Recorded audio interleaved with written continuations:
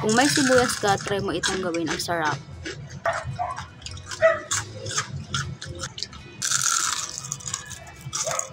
Hello guys, for today's video, ayan, ipapakita ko naman sa inyo ang lulutuin kong homemade onion rings.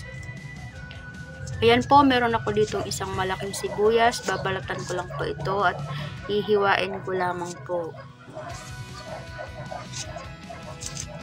Hiwa lang.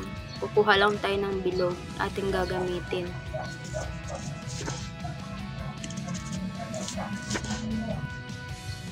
Ayan po, paghihiwalayin ko lang, kukunin ko lang mga bilog na ating gagamitin sa pagluluto.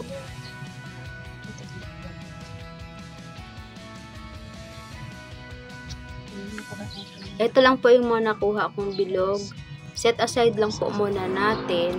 Yan po, sa isang mangkok, maglagay lang tayo ng 1 and 1/2 tablespoon all-purpose flour, then 1/2 cornstarch. Optional lang po ang paglagay ng cornstarch. Pwede rin hindi, pwede rin lagyan. Lagyan lang natin ito ng paminta, seasoning, at konting asin lang po. Tapos, paghalo-haluin lang natin, and then, lagyan lang natin ng tubig. Ang paglagay ng tubig ay dahan-dahan lang, huwag po natin biglain para mahalo natin ng mabuti.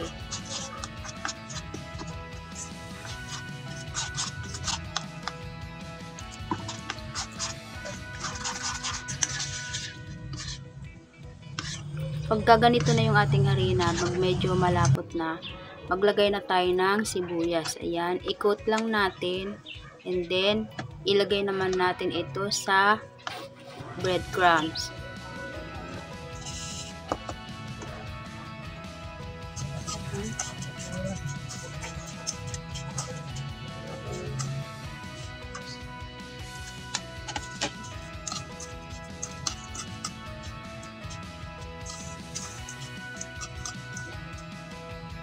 Ayan po, pag nalagyan na natin lahat ng breadcrumbs, pwede na natin itong lutuin sa mainit na mantika. Yan po, bantayan lang natin at pagbalik-balik rin kasi mabilis lang po siyang maluto. Mabilis lang siyang mag-golden brown. Kapag ka-golden brown na, pwede na natin itong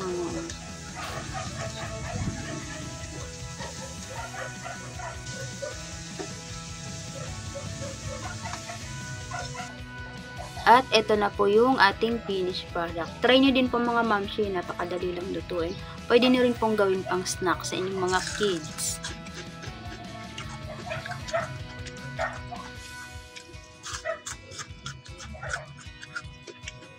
Napakalutong nyo po, promise. Gustong kainin ng aking anak.